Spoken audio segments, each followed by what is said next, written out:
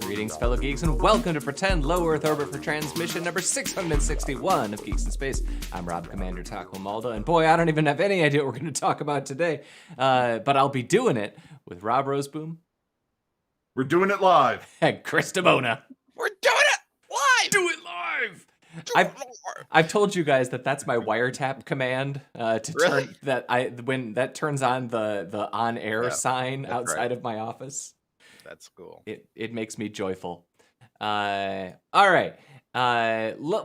Let's go out of order and see how long we last, because congratulations on both of you for achieving $100,000 in the Fractured Veil Kickstarter. Yeah. So the Kickstarter's open through the 7th, the 6th, 7th. Here, let me show the screen. Yeah, through the 7th. So but we made our goal a little early, which is nice. So we have 2 more weeks to go. And but yeah, it's so now people can stretch goal. I'm very happy. Yeah. No, do we put a stretch goal in for 127? That would be fun to do. Not yet. Okay, we should do that. We can talk about it today in the creative. Yeah. in the video chat that you don't live stream right after this video chat. Yeah, basically. Well, congratulations. Thank you. It's very kind of you. I reloaded that page about 6 times a day. Yeah. Oh, that's almost as much as Chris does every minute. Yes. I'm a little annoying. I think Kickstarter is this close to banning my IP. Right? Like, too much traffic.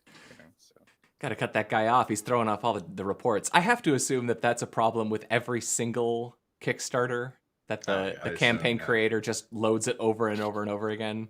Until you hit the number. Yep. For sure. I mean, I guess it would be the same thing. You want to keep up with the comments and all the rest. Right. I mean, back in the day, we used to have to exclude all of our own IPs from any reporting, because if you did, we would all end up robot banning ourselves for just the sheer amount of page loads that we would put on the system. Remember. Yeah, I do remember that. Yeah. We all had statics because we're cool. Good times. So, all right, you're funded. When is the game released to normies? So normies can buy early access. I think we said August of 2022. We'd love to beat that, but that's what we promised in Kickstarter, and we're absolutely going to make that. So, and Roseboom, aren't we doing even earlier access for some people? Yeah. If you bought at certain levels, you can come even earlier in the alpha, the super alpha, the alpha wave. Yeah, we have 4 waves so far. There's 4 waves. Yeah, for the alpha and such. Which wave is the Kamehameha wave? I think that's the first one. No, that makes sense. That'll be the stretch goal. We haven't quite incorporated the Kamehameha wave yet. Yeah. None of us have mastered the technique. Yeah. Comes with hair styling gel and bleach. Right. I mean, I'm trying, but my hair's pretty short right now. So yeah, mine's too long. I have to find a barber. Excuse me, barber. I would like the Goku, please. No, like Super Saiyan level 3, please. Yeah. I'm not going to take off my headphones, but if I did, you could see that basically I'm sporting the what's the mushroom character in Nintendo? Toad? Yeah, I look like Toad because my hair goes boom. Oh. And it's exact. Just like, really? Do I have to look like a damn mushroom? Is that what today is about? Is this what the COVID has done to all of us, that I have to look like a damn mushroom head? I mean, at this point, 10% of my YouTube watch history has Mario in some way, shape, or form connected to it, since it's all people restoring Nintendos or trying to beat world records in Nintendo games. So my life is entirely 80s video games now. Yeah. Yeah, and Turbo Kid. And Turbo Kid. You just live in the 80s. I did. I actually watched an interview today with a couple of the Turbo Kid, with Apple and the Kid. And it was interesting to hear what their real accents are. Yeah, are they super Canadian? I mean, they're noticeably Canadian, but not super heavy. Are they like Letterkenny or are they more Irish? And Apple sounded more like the Quebec. Quebec. Like maybe the little bit of French. But I'm not a good accent ear person.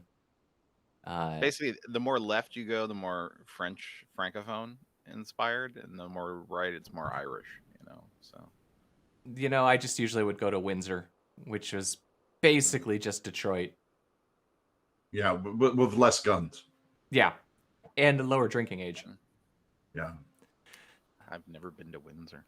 You're not missing a lot. I've been to Vancouver. I've been to Ottawa. So I've been to both of those places. I'm really looking forward to going to Montreal. That's where I want to go. We went to London once. Couple times. Yeah. Whoa. Is that London, Canada? Yeah. Yeah. Oh, I've never been to London, Canada. Where is it? It's maybe an hour and a half east of Windsor. You know what? This is probably our most compelling content. Oh yeah, it's good stuff. Yeah, but the reason we went to London was to see the Trailer Park Boys. Really? That's true. Wow, that's exciting. Yeah, that was super cool. And we were stopped by customs and searched. Because you were going to see Trailer Park Boys, and so they wanted to give you the full trailer. No, they didn't know where we were going until they started talking to us. It wasn't until they found out we were going to see Trailer Park Boys that it was all cool, and then they just let us go. Which is a true story. Yeah. Which is fantastic. That's hilarious. Well, okay, so the key piece of information is because we were a large group of large men, we rented a car. And apparently if you rent a car and travel over the border, that sets off red flags. Yep, we were in a minivan. All right. You're not going over the border, are you? That's right. Oh, hey, did you know that the Trailer Park Boys are performing out in London? Oh yeah, they look like Trailer Park Boys fans. That's what one guy said, and they let us go. Go on through. Go on through. So I shared this image just because it made me laugh, because all of my ads on Facebook, because of you, Chris DeBona, are related to the Uni oven. And all of my links on Facebook, because of me, are related to mechanical keyboards and building computers. So it made sense. It's the perfect merge. It made sense that the two would at long last come together. I saw this float by on Taco Zone, and I was like, what is going on? I mean, how long until, with as well as manufacturing is now in 3D printing, how long until some Amazon-esque company comes along and they just make shit like that based on your most popular searches? Right. Do you know what I mean? They're just like, what if well, you've been looking at toothbrushes and, home Wi-Fi. So the first mesh toothbrush. Yeah. Maximum airflow. So I did want to point something out. Here, let me show this tab here. So a proper pizza oven, the temperature should be, is that in Celsius, you think?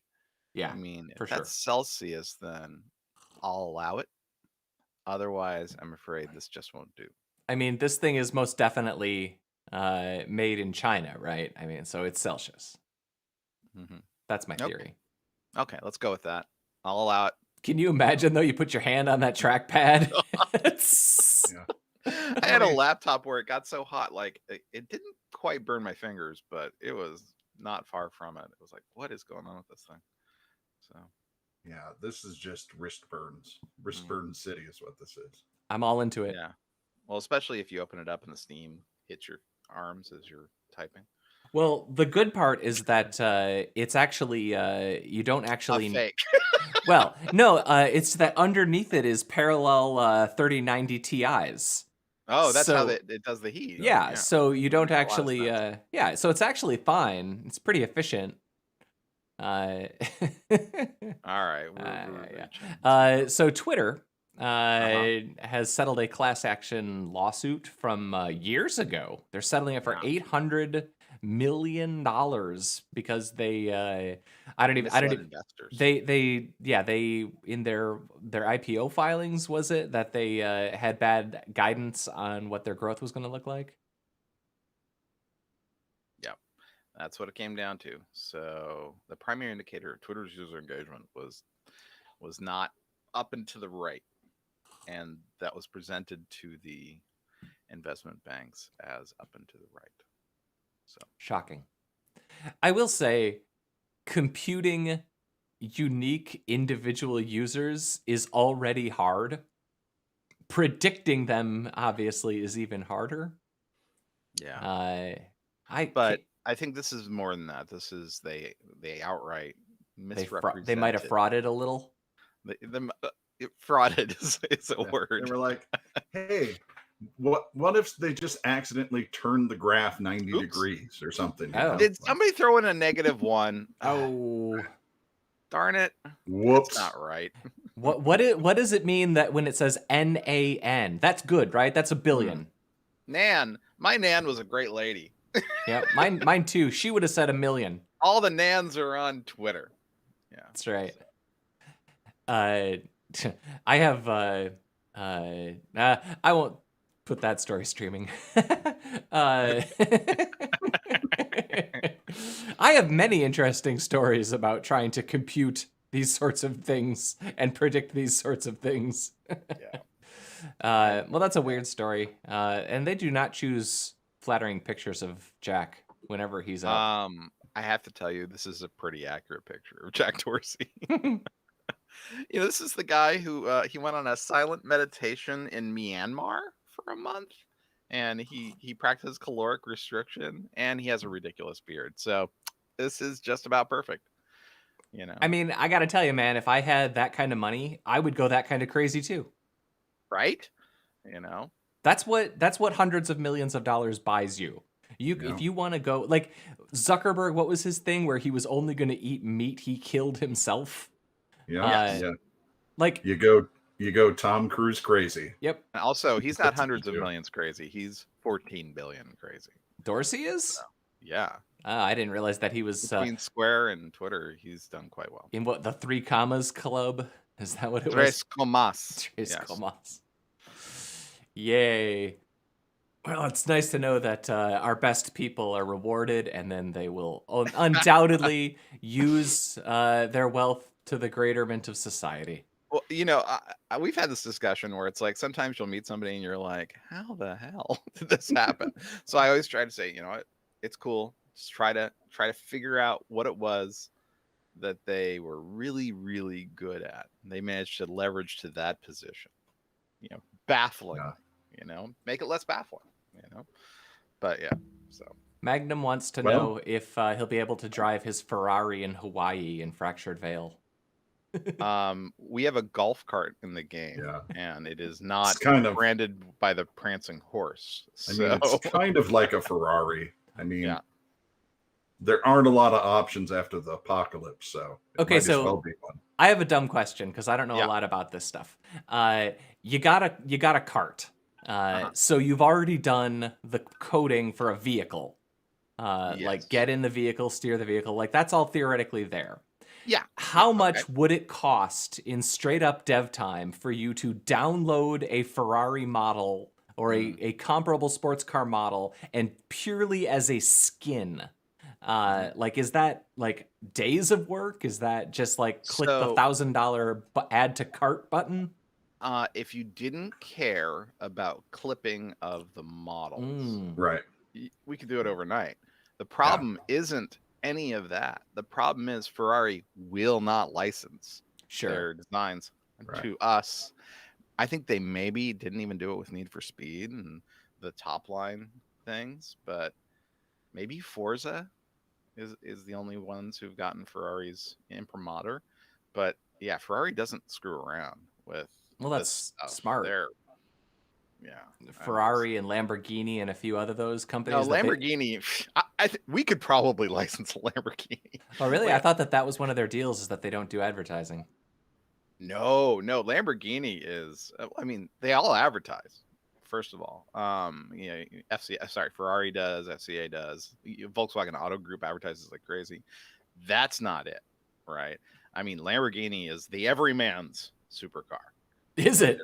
No, they're really well known for it. Like, Ferrari, they're the ones who sued, what's his name, for putting the 9-cat wrap and creating the Ferrari. Oh, that's right. That was so cute. It was hilarious. But yeah, I mean, it was a lawsuit magnet because, Ferrari's like, you are misrepresenting our brand. And I mean, that's sort of like the Apple thing, how you never see a bad guy use an Apple phone because Apple won't sign off on it if the bad guy uses the phone. Yeah, I think that's true. And because I would rather be the bad guy phone myself, but Ryan Johnson was quoted as saying that was part of the clearance for Knives Out, is that the ultimate bad guys all had to use Androids or not iPhones. Yeah, so crazy. I know, and that's apparently now that we know that, that's in the wild, that's something that directors are going to have to keep in mind as they make their movies. Or Spoiler warning. Well, so that's another thing that I always find really interesting is when you watch. Well, actually, we could talk about the Emmys for where I'm going here. Sure. Ted Lasso, which is fantastic. Have you guys watched it yet? I've watched a couple episodes. All right. Well, yeah. Ted Lasso gives me much joy. They won 3 Emmys. Ted Lasso won 1, and Roy Kent won 1, which was my favorite thing in the universe because he's such a great character. But in that show, there have been a number of incidents where characters using iPhones have had negative things happen connected to their iPhones. And I always wonder, is that a thing? You know how on the John Oliver show, how he's always dissing HBO? Or he's always dissing AT&T. Business daddy. Come at me, business daddy. Yeah, now it's Discovery, I guess, who owns HBO, because AT&T sold off that division because they didn't know what the hell to do with it. But I always wonder, is that what's happening on the Apple TV when the phone battery dies and they can't get their reception, and it's a plot point? Apple's RedTube product, Apple's Plus product, whatever they're calling it. It's I think that's it's produced by Apple, so of course it's got all the rules about you're gonna have Apple products doing Apple things for Apple people, so. Which was really weird when it was Aquaman in the world where nobody can see. It was weird that everybody used iPhones. Really good accessibility functions, I guess. Yeah, that's true. Let's see. Were there any other Emmys? Queen's Gambit won some stuff too. That was a great show. And The Crown won a bunch too. Yeah, well deserved. I guess Toby Menzies, who played Philip, got his due. He's cool. Great. I've been Team Frank ever since Outlander. Oh, he's so cool. He was the one who was sort of the dumb member of the Game of Thrones Gang of 9 or whatever at the end. I think they were all dumb since they chose Bran. Yeah, they chose Bran, but he was the one who wasn't into it. Let's choose the guy who doesn't care. Then you should leave. It's like, don't let Dory hit you on the ass on the way out. We're picking Bran, and it's like, okay, sure. Mm-hmm. He was the Fredo, clearly. Fredo. What do you mean? I'm smart. Sorry. I just love that whole thing. You know what I'm talking about. So in Godfather, Fredo was the dumb one. He was the dumb one. Fantastically acted scene, because the actor was fantastic, and he's just like, I'm smart. I'm not what other people say I am. I'm real smart. And it's like, oh, you're so dumb. You're dead, Fredo. You don't even know it. Anyway, there's this. I think we should really get to this important story from Rob. He read it quick. Yeah, because this is a very zen story. The scientists in Singapore transform fruit leftovers into antibacterial bandages. Like, you have to ask, Yeah. So they're using durian hulls, which, tasty. is a completely horrible smelling fruit. They're grinding them up, mixing them with cellulose, and just making gel bandages. It's kind of like how we're using tilapia skin that's been sterilized for burn patients. Interesting. Just using natural products, you can make it pretty cheap. And you're cutting out big Band-Aid. Yeah. Big Band-Aid. Yeah. Big Band-Aid's mad at this. Given that I assume at this point that 30% of the bandage industry is just licensing of cartoon characters to make children-sized Band-Aids. Yeah. The good thing about this... Oh, God. Look at how happy they are. So instead of a Band-Aid, you just put on this gross, slimy little thing on your wound. Kids love slime.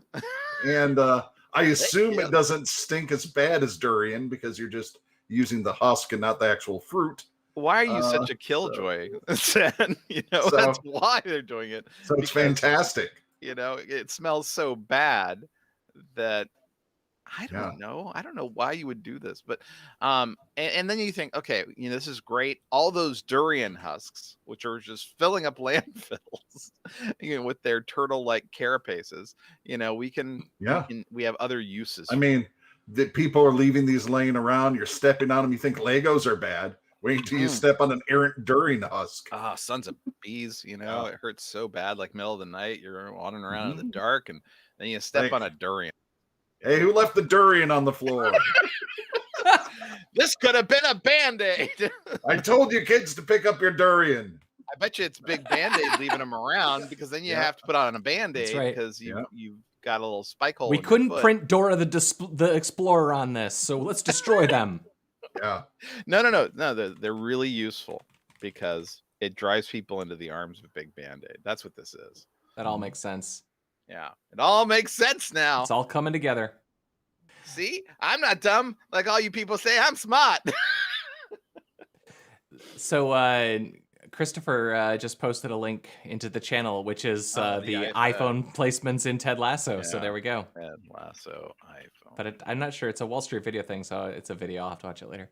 Yeah, well, there's also like this story about them showing a notchless iPhone 13. Oh.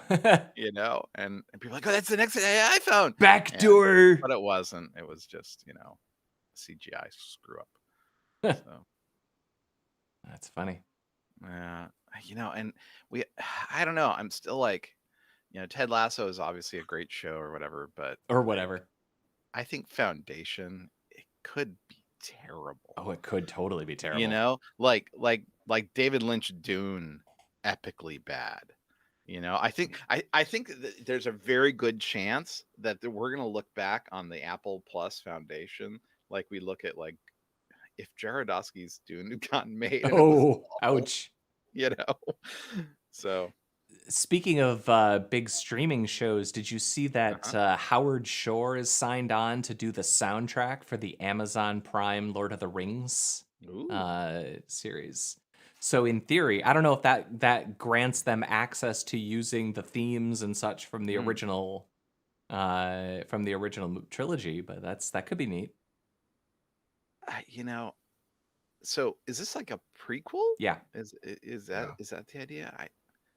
I don't know. I mean, it could suck. Oh yeah, it could suck hard. Well, it shows. It shows like how Sauron wasn't always a bad guy. He just had trouble in high school. Yeah, and then he was bullied. It's sort of it's his transformation into the ultimate evil, right? Because he didn't make the basketball team. Yep. At the end, the elves get the high ground. Elves are just nimble. What are you going to do? Yeah. Can't compete. Damn elves.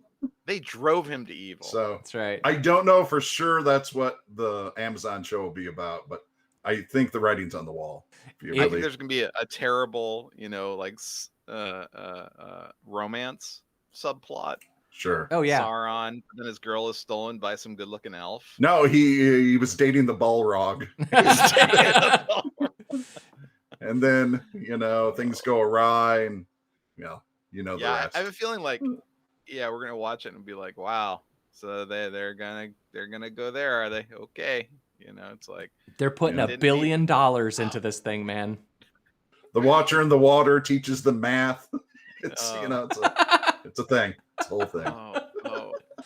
We're finally gonna figure out who that missing Maiar is. It's just Steve from accounting. Well, they sort of covered the backstory of oh God, what's his name? Precious, my precious. Gollum. Yeah, Gollum. They covered Smeagol. Smeagol's backstory pretty well in the movies. So it's probably not Smeagol's high school. No, it's not that. This would be like 1,000 years before that. Okay. God, I hate these 1,000-year before prequels. I know. Who cares? It's like it's well, Star Wars did the same thing, right? They have like the High Republic where they had like all these books and stuff released, and nobody cares. And then the other thing that's interesting is when they do those 1,000-year prequels, and you're like, hey, all of your technology is the same. You people must really suck. You know what I mean? You haven't upgraded. You guys you're using the same swords and stuff. No one's invented a car by this point, right? You've got magic. Right. I guess in the future they put clocks in the hilt. That's the big innovation over the last millennia. Yeah, they're like steampunky lightsabers. We added gears so it looks older. Look, it's brass. Yeah. Come on. What do you want? Everything's brushed metal now. Totally looks different. Actually, so I can take it back.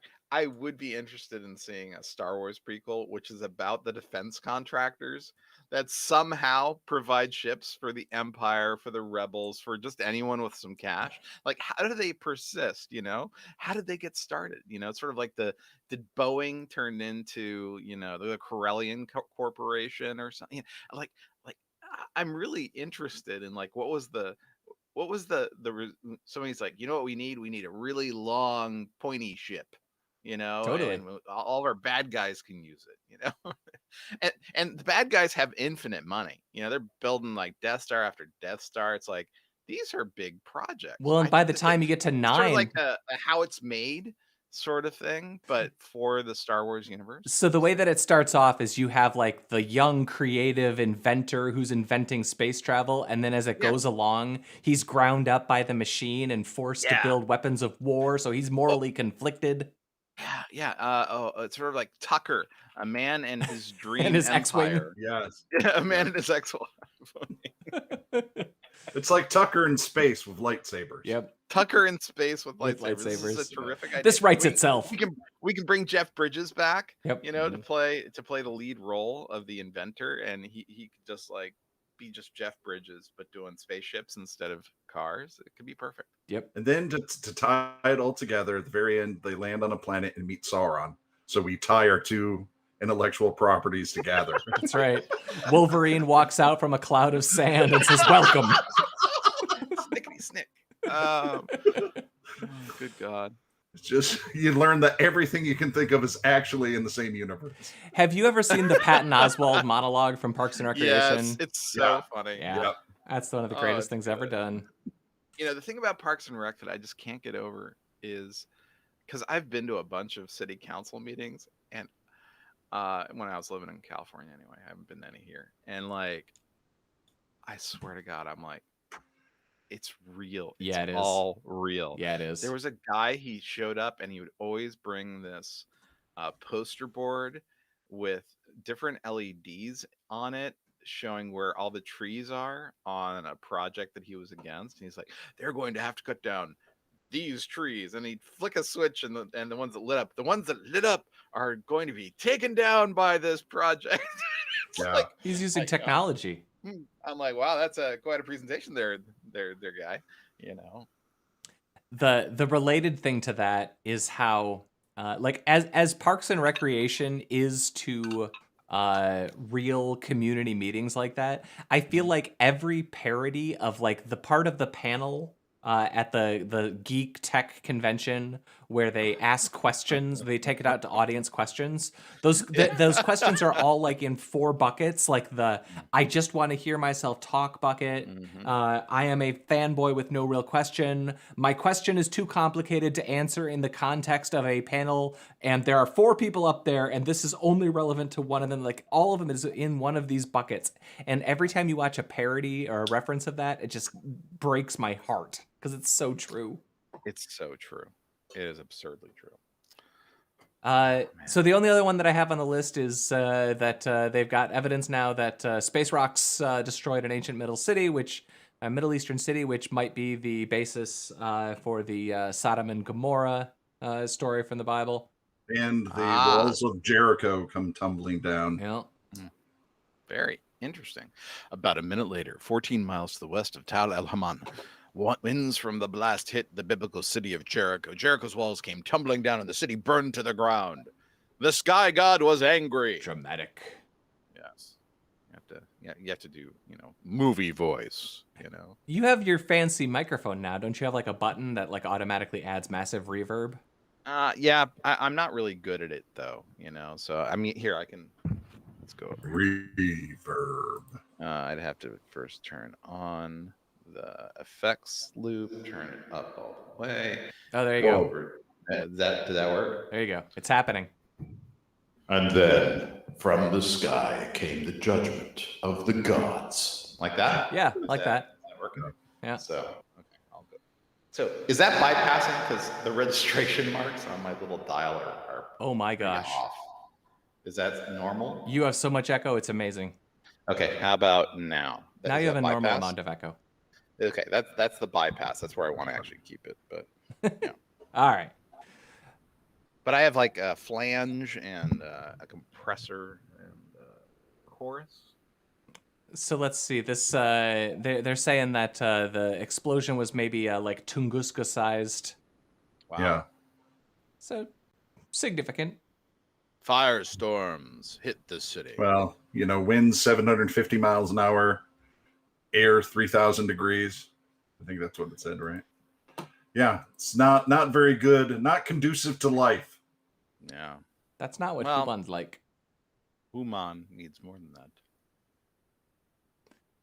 All right, folks. It's exciting.